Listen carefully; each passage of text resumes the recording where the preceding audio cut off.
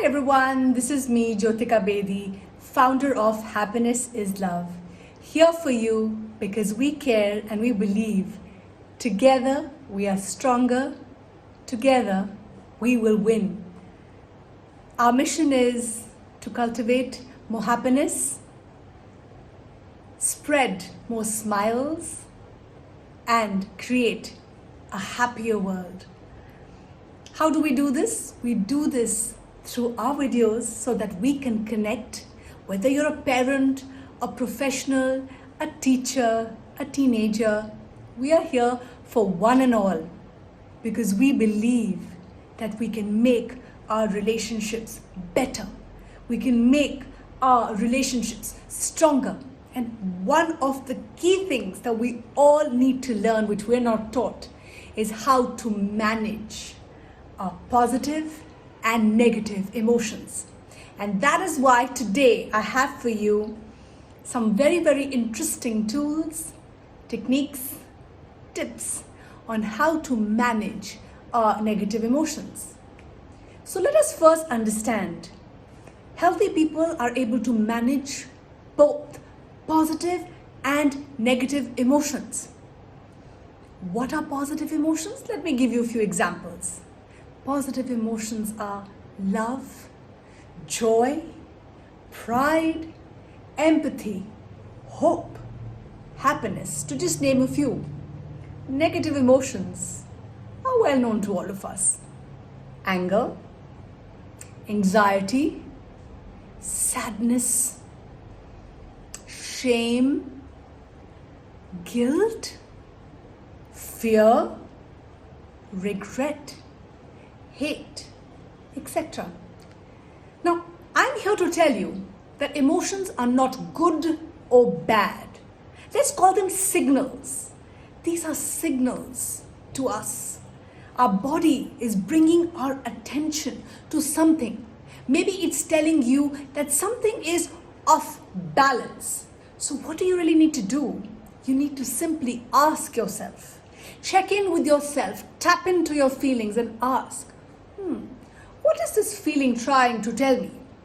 For instance, let me give you an example. This morning I was feeling a bit stressed. So I asked myself, how am I feeling today? I was trying to label the feeling. And the first word that came to my mind was, I am feeling stressed. Then I asked myself, why am I feeling stressed? I got my answer.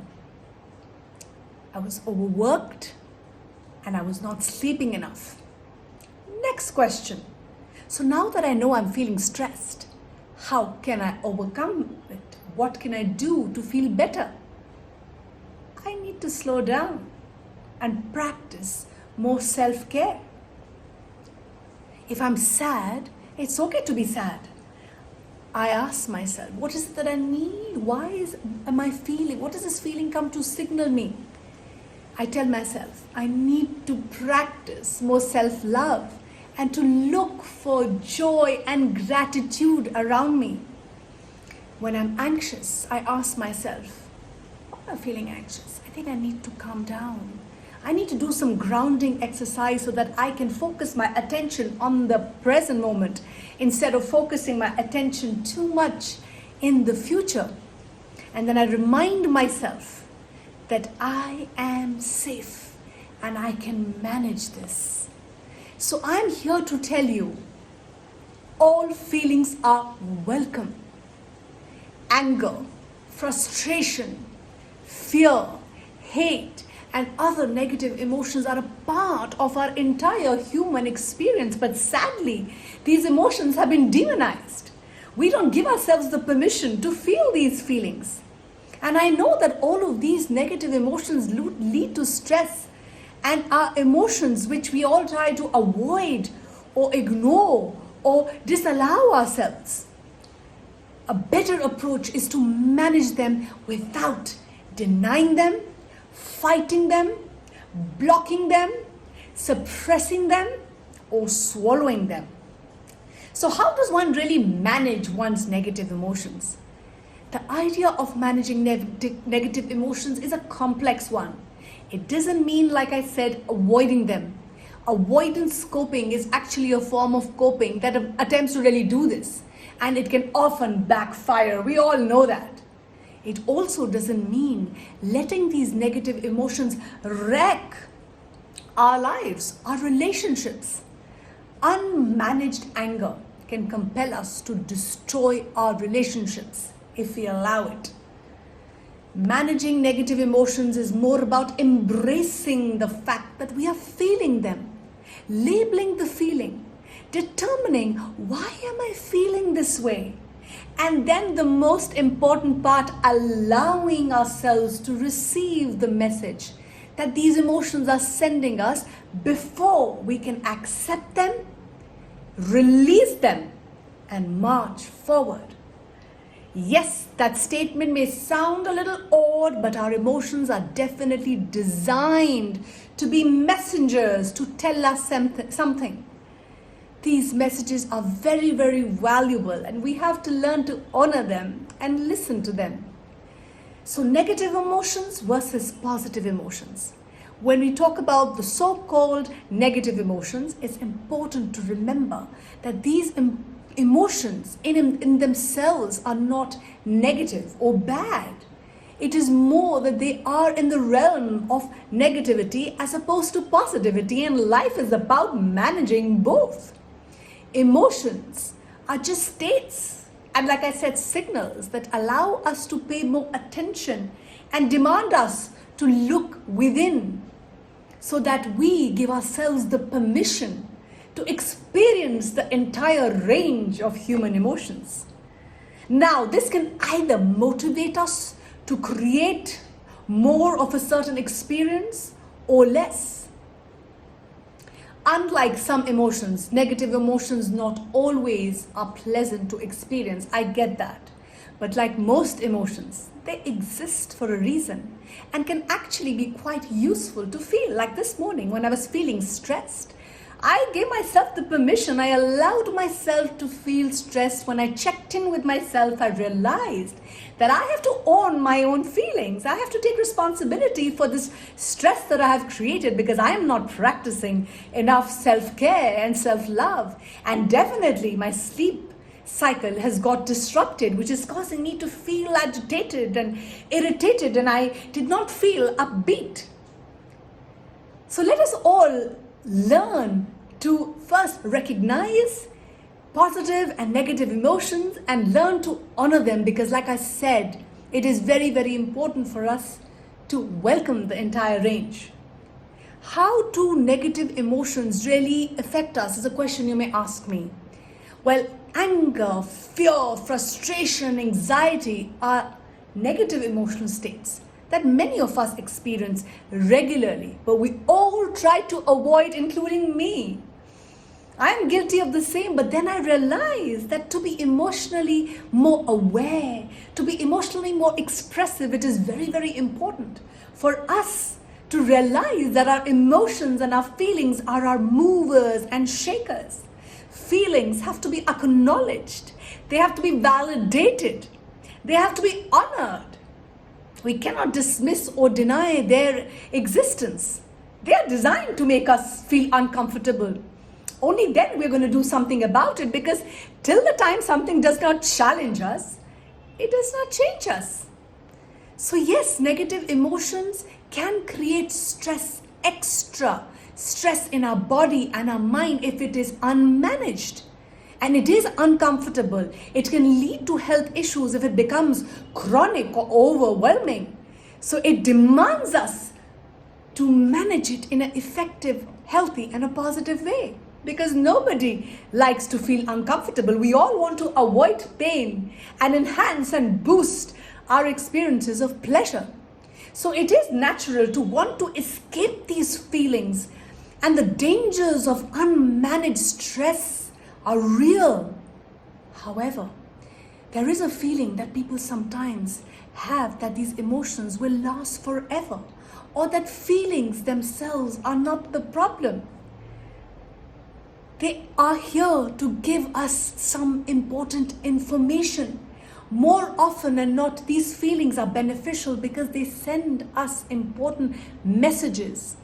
Anger and anxiety show us that something needs to change and that perhaps I'm not okay with something which I need to express or share for my well-being because I'm feeling threatened. Fear is an appeal to increase your level of safety. We all want to feel psychologically and physically safe and secure. It's a fundamental need. Frustration or resentment motivates us to change something in our relationships. Basically, negative emotions are there to alert you and me so that something needs to change and to motivate us to make that change. Let's understand that even positive emotions have their downsides. Positive psychologists today argue that while there are many benefits of positive emotional states like being joyful, hopeful, living in a state of gratitude, there are also negative effects that can come with them. Optimism, for example, has been linked to many benefits for health and happiness and overall well-being and success. However, unchecked, unrealistic optimism can lead to unrealistic expectations and even dangerous risks that can lead to loss. And all of these negative feelings that come with it can cause us to feel emotional fatigue and mental fatigue. And more uncomfortable emotional states like anxiety can lead to motivation to make changes that can create more success and avoid danger. But we have to make sure that we can manage our negative emotions so that they don't become excessive and they're not unchecked. So let me share with you some strategies for managing negative emotions. The field of positive psychology is experiencing a second wave of research that is focused not only on what makes us happy, more resilient, able to thrive, but also on the dark side of happiness. Experts have learned more about how our negative emotions affect us and what do they do with us, and how we can remain emotionally healthy through this process of managing both our positive and negative emotions. Just as there are benefits to negative emotions, there are detriments to false positivity, where we shame ourselves for experiencing these natural states and try to deny them or force ourselves to pretend that we all feel positive all the time. And that is not possible. We have to feel the entire range of emotions. And there are several strategies that will help you explore and help you accept and process these negative emotions. And there are emerging techniques that have developed with research, and a special group is gaining popularity amongst therapists and coaches that teach us techniques. And there is a beautiful acronym called the acronym Tears of Hope. Let me help you. Tears, the T from the Tears acronym is teach and learn. This means to embrace self-awareness and increase personal knowledge of your body and your mind, because stress sometimes it manifests differently for different people, but it mostly manifests itself in the body and then the mind. And this impacts our feelings and our behavior. How you are responding to your stress and other emotional states is on you. This allows you to understand when you are upset, why you are upset, and you're able to better understand those signals that your body is sending you. This morning, like I told you, when I woke up, I had a headache. I did not feel good. And that's when I noticed immediately that this is stress because I'm not feeling upbeat. The E from tears is express and enable sensory and embodied experiences. This one sounds a little more complicated, but it simply involves encouraging more openness and curiosity within yourself to increase your acceptance of whatever comes your way. The problem is when we don't acknowledge our feelings, we don't allow ourselves to feel those feelings, we don't accept it, and then we refuse to take action. The R in the TEAR acronym stands for repraise and reframe. You can use different approaches to see the same thing differently. You can learn techniques like positive reframing so that you can reframe a negative event and change it into a positive one, because our positive emotions boost, protect your immunity. And words have a profound power on the wiring of our brain. We become our words. So we've made videos on how to help you use positive self-talk, positive self-affirmation, so that you can feel better about yourself, about a situation and any event. The S stands for social support. This can involve the practice of loving kindness meditation, which can expand your feelings of connection to yourself and to others, because your compassion is incomplete till the time it includes you. The next acronym is HOPE. The H in the HOPE is hedonic well-being and happiness. If you've not read about the concept of hedonism, I'm encouraging you to do that. Research shows that it is highly beneficial to have a 3:1 ratio of positive versus negative emotions, meaning that you can add positive experiences to your life. You can enhance, experience, share more positive emotions. Focus on happy memories and savoring micro moments of joy to increase the amount of time you spend authentically in feeling good. And in that 3:1 ratio, give yourself the permission. The one and the ratio is for you to experience negative emotions, because like I said, all emotions are welcome. The O in the HOPE acronym is observe and attend. Notice, observe, look at, recognize those emotions when they're coming as signals to your body. Try to practice more mindfulness and non-judgmental attitude towards yourself and people around you. I know it's easier said than done, but this is a practice that we can all follow, because it's all about training our minds. The P is physiology and behavioral changes. Focus on relaxation, on breathing exercises and self-care, and you will notice that you'll be able to manage those negative emotions better. E is strive for goals in your life and get a sense of enthusiasm and energy, because life is all about energy. You are energy, I am energy, the universe is full of energy. So ask yourself, what does your energy look like? What does your energy feel like? What does it taste like? You will get the answer. One of my favorite things to do is I call it the best possible self-exercise. This involves envisioning yourself. You guessed it right. Your best possible self. Just shut your eyes. Imagine what would it look like. This is an exercise that is shown to uplift your mood and bring a sense of optimism, which has lasting benefits. I wake up every morning and visualize a happier, kinder, and a more self-aware world. And it brings a smile to my face, because I can actually visualize all of us coming together and working towards building a better future generation. This exercise can be done as a journaling exercise also. You can write down whatever you're visualizing in your mind's eye, envisioning a future which is bright, which is sunny. And of course we have challenges, but imagine your best possible life, the best possible version of yourself.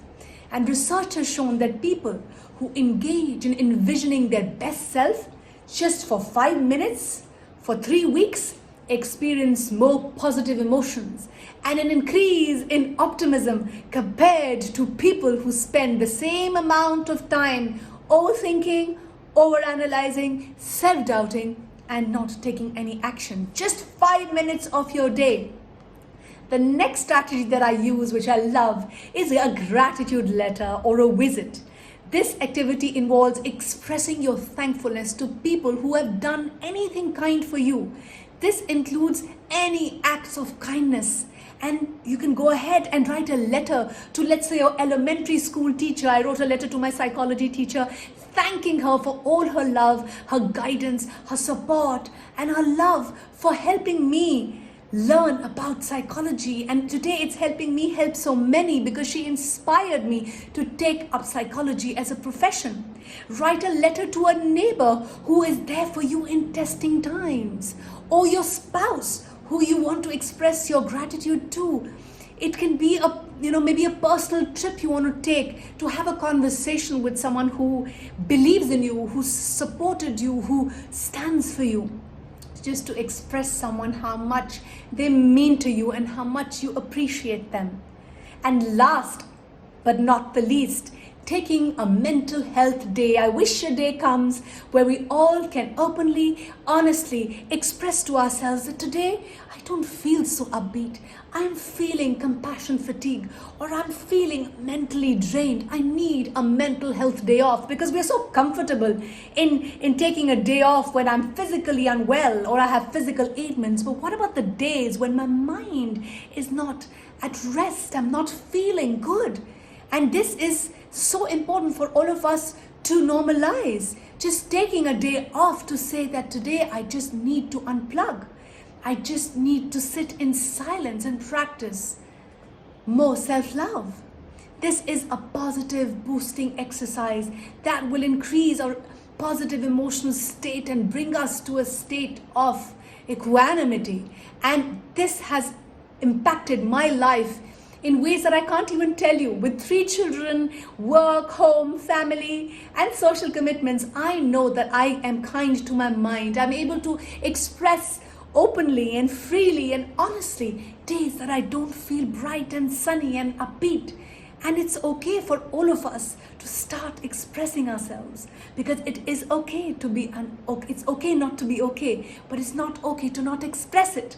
So let's all unapologetically start expressing and sharing when we don't feel good.